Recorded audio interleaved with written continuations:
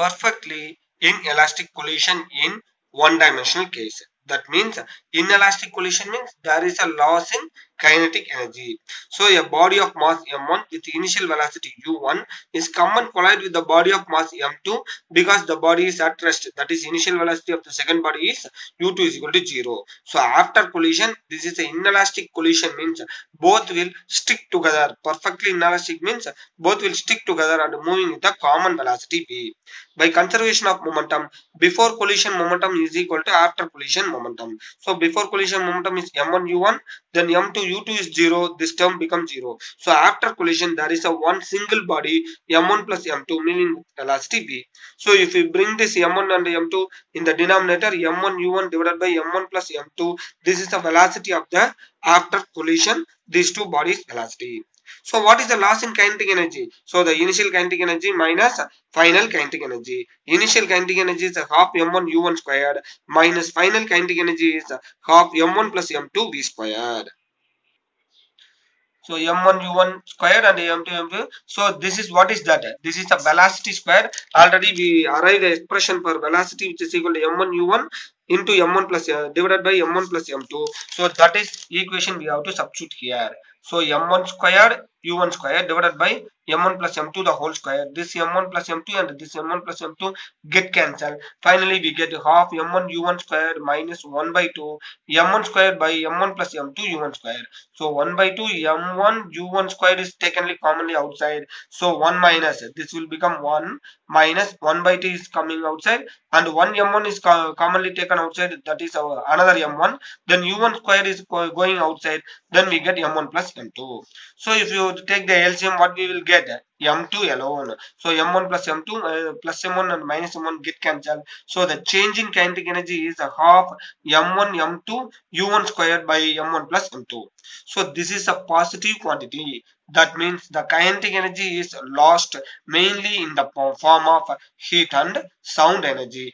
This is the expression for perfectly inelastic collision in one dimensional case. Very simple equation, finding the velocity and find the change in kinetic energy, that is a loss in kinetic energy. The next topic is elastic collision in two-dimensional case. That means the second body is at rest, u is equal to 0. Then m1 u1 is, that means what is that? The body of mass m1 is moving with the velocity u1, so it will be so. So very simple students, don't confuse that. In previous video we are seeing about that. What is we are seeing that? The elastic collision in one dimension. That is the one question. Then in this video we are seeing that perfectly inelastic collision in one dimension. That is over. Again, the third topic we are seeing that elastic collision in two dimensions. So that is a third question. So m1 u1, the m1 is a mass and u1 is the initial velocity. It come and collide with the body of mass m2 at rest. So after collision, what will happen? The mass m1 is moving with the velocity v1 and mass m2 moving with the velocity v2. So this final velocity v1 is resolved into two components, cos theta and sin theta. Here also cos theta, sin theta. So the m1 make an angle theta 1 with the horizontal and m2 make an angle theta 2 with the horizontal. So we can write that v1 cos theta 1, v2 sin theta 1 as a horizontal and vertical components. Here also v2 cos theta 1 is a horizontal component and v2 sin theta 2 is a vertical component. So before collision, what is the momentum of the mass m1? M1 u1. That's all. Along x-axis, along y-axis, the momentum is 0. Then that is what is the momentum of the body m2? That is also 0. So along x-axis for mass m1, m1 u1. For y-axis, there is no motion in the y-axis. So momentum is 0 along y-axis. For body of mass m1, for the body of mass m2 along x-axis and y-axis it is at rest, so the momentum is 0 before collision. After collision, so the momentum of mass m1 is, what is that? So after collision, the momentum of mass m1 r. So the mass m1 is moving in this direction with velocity v1, and v1 cos theta 1 is a x-axis and v1 sin theta 1 is a y-axis. So the momentum along x-axis is m1 v1 cos theta 1. v1 cos theta 1 is the velocity component, m1 v1 cos theta 1, and m1 v1 sin theta 1 is along y-axis. Both are in flux component, that is both are positive. The momentum of mass m2r. What is the momentum of mass m2? Mass m2 moving with the velocity v2. The horizontal component is v2 cos theta, that is x-axis. This is in positive direction, but m2 v2 sin theta is negative y-axis. It is coming down with the negative y-axis direction, so minus. Don't say that this is also negative, because this v2 cos theta is moving along positive x-axis. If it is moving in this direction only, we can take it as a minus x-axis. Okay, so this is a positive x, this is a negative y, so we put negative. So what is the next thing? Conservation of momentum along x-axis. So conservation of momentum means before collision is equal to after collision momentum. What is the before collision momentum along x-axis? m1 u1. So m1 u1, which is equal to what is the after collision momentum along x-axis? After collision momentum are along x-axis for the both the bodies, m1 v1 cos theta 1, m2 v2 cos theta 2. So that is we are putting that. Okay, very simple. Then for y-axis, what is the before collision for y-axis? It is 0. Then before after collision for y-axis is m1 v1 sin theta 1, m2 v2 sin theta 2. Here this is the positive, this is the negative. So we can put that 0 is equal to m1 v1 sin theta 1 minus m2 v2 sin theta 2. Then this is a conservation of momentum along x-axis and along y-axis. By the conservation of kinetic energy in the elastic collision is before collision kinetic energy is equal to after collision kinetic energy. Before collision, the mass m1 is moving with the velocity u1 half m1 u1 square. Second body is at rest, so that will be 0. Then equal to half m1 v1 squared plus half m2 v2 squared. Generally, we have taken that v1 squared and v2 squared in kinetic energy components. Okay, so this is the equations for elastic collisions in two dimensions. What are all the special cases? At glancing collision. Glancing collision means theta 1 is 0 and theta 2 is equal to 90 degree. Theta 1 is 0 means this first body is after colliding, it is moving in straight line, but the second body will come to the downward direction 90 degree. That is a glancing collision. Then m1 u1 is equal to what you are going to do that in this theta 1 0 degree, here the theta 2 is 90 degree. Substitute that. So m1 v1 cos theta 1 is 0, then cos 90 is 0. So what we will get? This is 1 and 0. This term, entire term will be get cancelled. We get m1 u1 is equal to m1 v1. It is 1. So m1 get cancelled. u1 is equal to v1. That is a body moving with the initial velocity after collision also. So initial velocity is equal to final velocity. Before collision velocity is equal to after collision velocity at glancing collision. Then the kinetic energy, what is the kinetic energy of the target particle? That is 0, because what we are getting that v2 is equal to 0 when you are substituting for glancing collision in this equation, y-axis equation. Sin 0 0, sin 90 1. So minus m2 v2 1. That is, this will become, so sin 0 1 and sin 90 is 0. I am wrongly saying that. So the sin 0 is equal to 1, sin 90 is equal to 0. This will be get cancelled. Then m1 v1 into 1. Then v1 is equal to 0.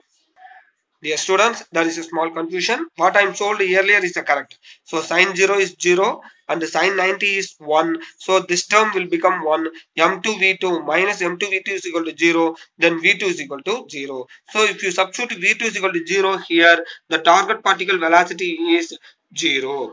Then for head-on collision, theta 2 is approximately equal to 0. So the theta 2 means this will become 0 means second particle will move along the straight line after collision. That is a head-on collision. Head-on collision means the before collision and after collision both the body will move along the x-axis. So the conservation of momentum, what you are do that m1 u1 which is equal to m1 v1 cos theta 1 plus m2 v2 cos 0 degree 1. So this equation will become like this. Then the second equation, sine 0 is 0. So m1 v1 sine theta 1 is 0. Then the kinetic energy remains unchanged because it is not a theta component. So this is remain changed. So dear students, for elastic collision in two dimension, just to draw the diagram clearly and find the momentum along x-axis and y-axis before collision and after collision, and arrive the equation by using a conservation of momentum and a conservation of kinetic energy. In this conservation of kinetic energy, by using these three equations, we are calculating the equation for glancing angle and head-on collision. The next one is coefficient of restitution. The coefficient of restitution means the E is equal to, this is the coefficient of restitution, then it is a ratio of magnitude of relative velocity after collision divided by, that is a ratio means divided by only relative velocity before collision. So the relative velocity after collision to the relative velocity before collision is called as a restitution. If you are putting modulus means the entire term is positive, but we have to put minus v1 v2 by u1 u2. This is the equation for coefficient of restitution. What it represents, the coefficient of gives the measure of degree of restitution of the collision, that is how much it will be collide. So that is it depends upon the material of the colliding body. So by using this restitution term, we are able to classify the types of collisions. So for inelastic collision, the restitution is equal to 1. For elastic collision, it is equal to 1. Inelastic collision, it will be between the 0 and 1. For perfectly inelastic collision, it is 0. Then for super elastic collision, greater than 1.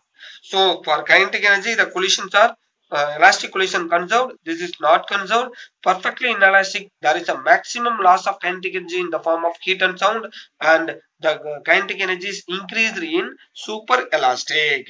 So the what is happening? Elastic collision examples is between the atomic particles. Inelastic collision is between the ordinary objects. Perfectly inelastic means during the shooting, gun shooting, and in explosions for super elastic. So this is a simple 1 mark or 2 mark question. What is the coefficient of restitution and how we are classify the different types of collisions based on coefficient of restitution.